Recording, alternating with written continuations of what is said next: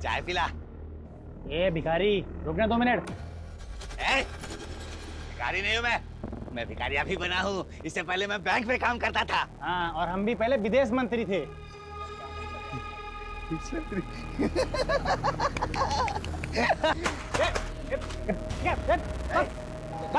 क्या लगता है मैं झूठ बोलता हूँ? हाँ, मैं झूठ बोलता हूँ। एक बात बताओ, सच बात बताओ। अभी थोड़ी देर बाद ना यहाँ पटाखे फूटने वाले। दी यार, ये अलार्म तो बंद कर दिया करो ना, मेरी नींद खराब हो जाती है।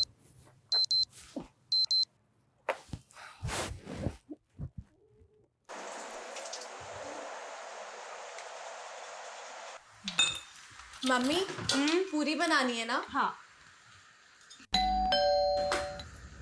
सुबह सुबह कौन आया होगा? पता नहीं, देखती हूँ।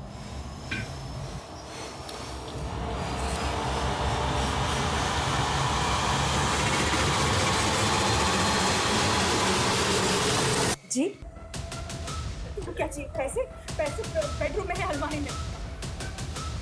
लगता है प्रभाकर के घर में चोर घुसा है। पुलिस को फोन करो। अरे देख तो लो। अरे यार, जितना बोला है उतना करो। कल लड़के की शादी है, मुझे कोई अड़चन नहीं चाहिए शादी। फोन लगाओ।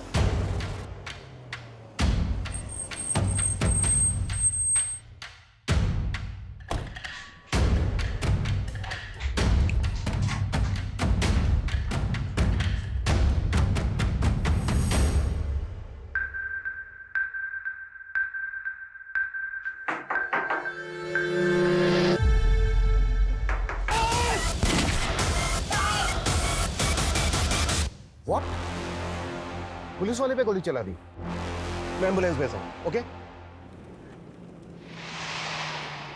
बंधक बनाने वाला एक आदमी है या फिर एक से ज्यादा लोग, यह भी कुछ कहा नहीं जा सकता। पर एक पुलिस ऑफिसर पर गोली चलाना बहुत सीरियस ऑफेंस। वो जो भी है अच्छी तरह से जानता है कि वो बचेगा नहीं। मतलब उसे अपनी जान की परवाह नहीं है। ये बंधक बने हुए लोग और पुलिस दोनों के लिए खतरनाक बात है। और ये बात मेरे काम को और भी मुश्किल करने वाली है। ये आदमी कौन है, इसका मकसद क्या है, क्यों जानबूझकर ये अपनी जान गंवा रहा है, ये कई ऐसे सवाल हैं जिनका हमें जवाब ढूंढना होगा। ये केस की वजह से हम एक चेहरा नहीं देख पा रहे हैं। सर, इस कैमरे में कोई भी अनजान शख्स बिल्डिंग के अंदर तो देखा नहीं था, जबकि मेन गेट का सीसीटीवी तो हो सकता है वो किसी और रास्ते से, किसी और तरीके से बिल्डिंग के अंदर आया हो। ये प्रभाकर के बारे में पता करो।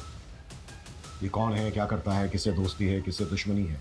शायद वहां से कोई क्लू मिल जाए। ये आदमी कौन है जो अपनी जान पर खेलकर ये पागलपन कर रहा है। ऐसी क्या खास बात है इस मिडिल क्लास फैमिली में। Okay sir. देखिए, ऐसा कुछ खास अलग तो है नहीं। प्रभाकर थोड़ा स्ट्रिक्ट आदमी, और वीना भाभी तो बेचारी सबसे प्यार से मिलने वाली, हंसने बोलने वाली सिंपल सी औरत है। शीतल तो बहुत अच्छी लड़की है, पर कि आदमी जिंदा होता है, जन्म लेता है और एक दिन मर जाता है। इसके बीच वो अपनी लालच की वजह से किसी की भी जिंदगी नरक बना देता है। और जब उसका किया हुआ उसके सामने आता है ना, तो ऐसे तुम जैसे ऐसे भीख मांगते हैं। पर भीख मिलेगी नहीं, किसी को भी नहीं मिलेगी। लालच करने वाले को एक ना एक दिन मरना ही पड़ता है। लालच एक दिन मरवा ही देता है, भले ही देर हो जाए, लेकिन लालच करने वाले का अंत निश्चित है। नेबर से फैमिली के बारे में कुछ खास नहीं मिला सर। हो सकता है ये दिन दहाड़े चोरी डकैती का मामला। अगर ये चोरी डकैती का मामला होता ना, तो वो फैमिली को गन पॉइंट पर लेकर लूट पाट करके भाग जाए। इस तरह से बंधक नहीं बनाते। और गोली तो बिल्कुल नहीं चलाता। और पुलिस वाले कभी नहीं, कि मरने और मारने के इरादे से आया है। प्रभाकर, वैसे तो तू इंसान कहलाने लायक है नहीं, पर तुझे पता है कि इंसान जो भी करता है ना, घुमा फिरा कर उसके सामने ही आ जाता है। ऐसे ही तो कर्मा कहते हैं। और आज ये जो हो रहा है ना तेरे साथ, ये तेरा ही कर्मा है।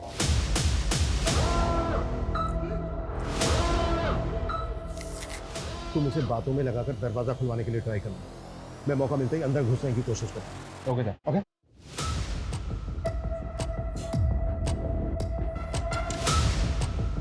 ये सब तुम्हारी वजह से हो रही है। सब चीज के जिम्मेदार सिर्फ तुम हो। अब कोई बात नहीं होगी, अब कोई भीख नहीं मिलेगी तुम्हें। और ज्यादा स्मार्ट बनने की कोशिश की ना, चारों को गोली मार दूंगा। निकल यहां से। एक भी शब्द नहीं बोलेगा। ओके ओके ओके, हम जा रहे हैं।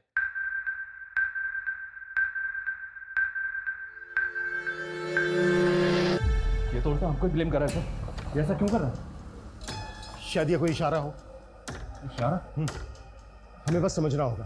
तुम एक काम करो, प्रभाकर का जो ऑफिस है एसएसडी का, वहां पे जाओ, इसके बारे में हर छोटी बड़ी चीज पता करो, शायद वहां से कोई क्लू मिल जाएगा। ठीक है सर। संदीप, डोंट मंगो, आखिर पता तो चले कि ऊपर कितने लोग हैं और क्या हो रहा है। क्विक। तेरा भाई तेरे बहुत सारे बुरे कर्मों में से एक का भुक्तभोगी। क्या हुआ, भूल गया? समाज से तो निकलवाया ही था तूने उसे, अपने दिमाग से भी निकाल दिया। क्यों किया साहब? क्यों किया?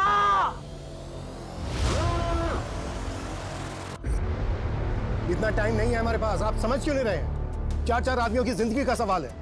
20 मिनट के अंदर सारी डिटेल चाहिए मुझे। क्लियर? सर ये हमारा वस्ती है, प्रभाकर का कजिन भाई। सर प्रभाकर भैया मेरे ताऊजी के बेटे हैं। अमर, कुछ बता सकते हो कि प्रभाकर की फैमिली के साथ जो ये सब हो रहा है क्यों हो रहा है? कौन हो सकता है ये आदमी जो ये कर रहा है? आप इस घर में सबसे बेचारी है ना? हाँ? वैसे लोग आपके बारे में बाहर बहुत कुछ कहते हैं, वैसे तुम्हारी गलती है नहीं, क्योंकि जब पति ऐसा नल्ला हो ना। इतनी जल्दी क्या है? हाँ, 2-4 सांस और ले ले, मरना तो तुझे है ही। सर प्रभाकर भैया का एक सगा भाई भी है, आशीष अवस्थी। उसने 10 साल पहले एक औरत शोभिता, जो पहले से शादीशुदा थी, जिसका 14 साल का एक बेटा था, से फैमिली के खिलाफ जाके शादी कर ली। तो प्रभाकर ने ताऊजी के कान भरना शुरू किए, यहाँ तक कान भरे कि आशीष भैया को प्रॉपर्टी से बेदखल कर दिया। और कुछ समय बाद आशीष भैया गुजर गए, और उसके बाद तो शोभिता और उनके बेटे की स्थिति और भी खराब हो गई। और जब वो अपना हिस्सा मांगने प्रभाकर के पास आए तो उन्होंने उनको धक्का मारकर बाहर निकाल दिया। सुना कि शोभिता का बेटा लौकिक हिस्ट्री सीटर बन गया है, मर्डर के इल्जाम में जेल होके आया। ये जो लड़का है लौकिक, इसका कोई फोटो है तुम्हारे पास? सर मेरे पास कहाँ से आएगा?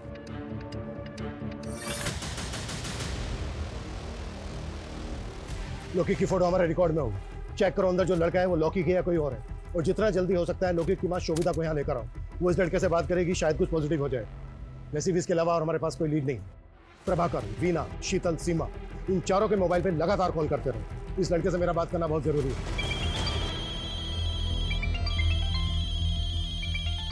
साला एक तो ये फोन मुसीबत बनी हुई है। हाँ? जब मैं किसी को फोन करूं तो वो उठाता नहीं है, और अभी टें टें टें टें टें टें करके बज रहा है। कौन सा उठाऊं बता?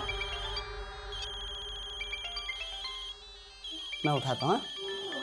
अक्कड़ बक्कड़ बम्बे बो 80 90 पूरे 100। सर उसने फोन उठा लिया। हेलो, देखो मैं सीनियर इंस्पेक्टर अभिमन्यु जिंदल बोल रहा हूँ। तुम मुझ पर भरोसा कर सकते हो। देखो जो भी तुम कहना चाहते हो तुम मुझे बताओ, बात करो हमसे, बस वहां पर किसी को नुकसान मत पहुंचाना। देखो अगर वहां पर किसी को चोट लगी है, कोई घायल है, तो इलाज के लिए उसे बाहर भेज दो, एम्बुलेंस खड़ी है यहाँ पर। गोली लगी है, और वो गोली मैंने मारी है, और बहुत खून बह गया है, और बहुत बहने वाला है भी। हेलो हेलो हेलो, देखो ऐसा कुछ मत करना, तुम मेरी बात को समझने की कोशिश करो।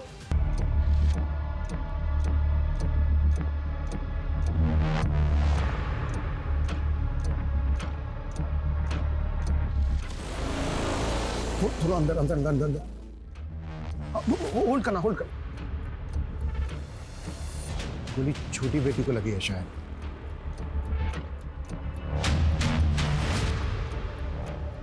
फैमिली के 4 मेंबर के अलावा ये एक लड़का है अंदर, इसका मतलब ये है कि घुसपैठिया एक ही है।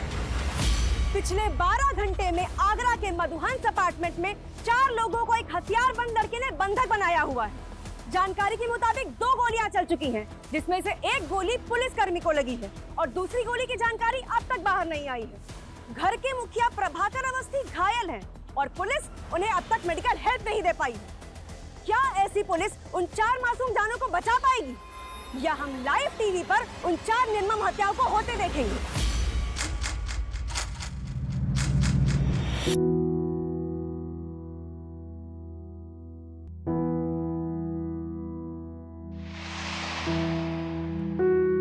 देखो, मैं सीनियर इंस्पेक्टर हूं, तुम जो कोई भी हो, ये सब यही खत्म करते हैं। हम बैठ के बात करते हैं।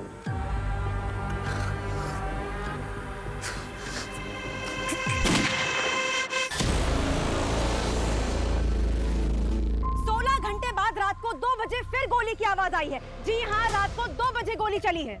गोली किस मकसद से चली है फिलहाल कहा नहीं जा सकता।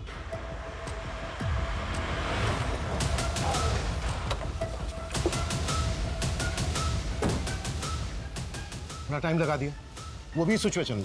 प्रभाकर के पाप गिन रहा था सर, जिनमें से एक ये है। ये देखें, इसके ऑफिस में एक एम्प्लॉय काम करता था, कपिल भट्ट। इसकी इंफॉर्मेशन हमारे लिए शायद एक लीड हो सकती है। करता था मतलब? जी सर, मर गया है और कपिल की फैमिली प्रभाकर को उसका कातिल मानती है। उनके मुताबिक कपिल एक ईमानदार आदमी था, लेकिन प्रभाकर ने रिश्वत के एक झूठे केस में उसे फंसाकर 3 हफ्ते पहले सस्पेंड किया था और सस्पेंड होने के 2 दिन बाद कपिल हार्ट अटैक से मर गया। ये देखिए सर, ये कपिल भट्ट है। मतलब बेटा बाप की बदनामी और उसकी मौत का बदला ले रहा है। कल मेरी लाइफ पूरी तरह बदल जाएगी और मज़ा भी आएगा। और इन पुलिस वालों को भी मैं सबक सिखाऊंगा। बहुत तोड़ा था ना सालों ने मुझे, कल देखता हूँ इनको मैं। सर, तुम्हारा बेटा लोके का है, कॉल करो उसे। फोन तो तब लगाऊं ना साहब जब मुझे पता हो कि कहाँ है। पैरोल पे निकला था जेल से, सुना है वापस नहीं गया, फरार है। साहब, मेरा बच्चा बुरा नहीं है। फोटो है कोई इसकी? क्योंकि हमें डाउट है ऊपर जो लड़का है वो लोके। 3 साल से अपने बच्चे को देखी नहीं हूँ साहब, फोटो कहाँ से आएगी? मैंने फाइल मंगवाई थी लोके, आई क्या? थोड़ा टाइम लगेगा। टाइम ही तो नहीं है हमारे पास।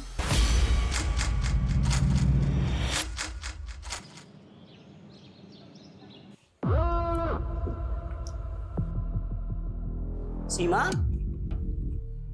सीमा, ये तू मर नहीं सकती अभी? हाँ, कल मेरा इंपॉर्टेंट दिन है ना, उठ उठ उठ उठ उठ उठ। पानी चाहिए? हाँ। ले ले ले, हाँ करा।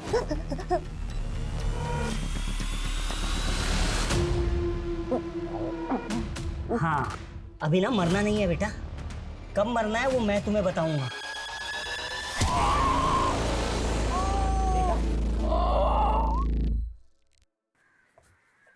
Sir, 1 minute. इस शंकर और सीमा एक ही कॉलेज में पढ़ते हैं सर, और ये भी पता चला है कि शायद दोनों के बीच कुछ चल रहा है।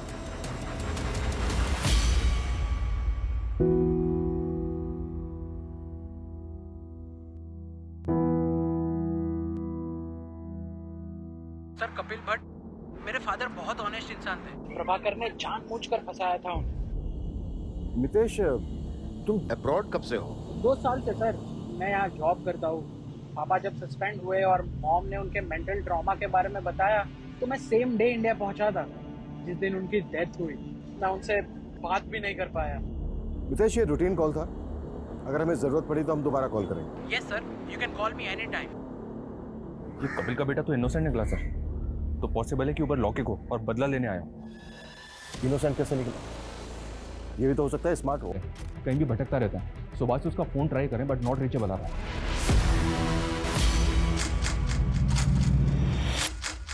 अवस्थी फैमिली को बंधक बने 30 घंटे बीत चुके हैं। अंदर क्या चल रहा है शायद पुलिस को भी नहीं मालूम। हम फिर भी जानने की कोशिश करते हैं। सर, कुछ तो बता दीजिए, देश की जनता जानना चाहती है कि अंदर क्या चल रहा है।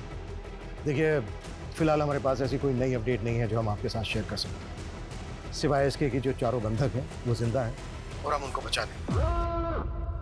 अरे वाह, भीड़ तो बहुत जमा हो गई यहाँ। जितना सोचा था उससे ज्यादा बाराती इकट्ठे हो गए। अब मजा आएगा। कैसे बचाएंगे, हमारा प्लान क्या है, ये कॉन्फिडेंशियल है।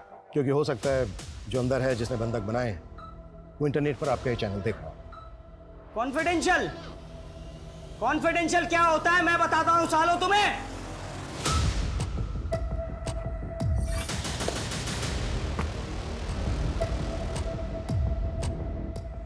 क्या करेंगे हम? कोई प्लानिंग नहीं है हमारे पास, झूठ का सहारा लेना पड़ रहा है कि वो खबर देख के डर जाए और कोई ऐसी हरकत कर बैठे जो हमें मौका दे दे। मैं दिखाता हूं इन पुलिस वालों को कॉन्फिडेंशियल प्लान क्या होता है। देख रहे हो ये सब? हाँ, इन सब के लिए ये पुलिस वाले ही जिम्मेदार है, समझे? देख लिया तुम्हारे ना बताने वाले कॉन्फिडेंशियल प्लान का नतीजा। हाँ, अब आगे का प्लान सुनो। मुझे 7 बजे से पहले एक पंडित चाहिए। अगर पंडित नहीं मिला तो मैं हर 2 घंटे में एक को मारूंगा। 7 बजे तक सबको निपटा दूंगा। देखना देखना, वो बाप भी मुझ पे नाज करेगा जो मुझसे सालों साल तक बात नहीं करता है। वो भी सोचेगा कि मैंने उसका नाम ऊंचा कर दिया। ब्रेकिंग न्यूज, अवस्थी फैमिली को बंधक बनाने वाले का नाम अविनाश सिंह है। उसकी पहचान हमें उसके सोशल मीडिया अकाउंट से मिली।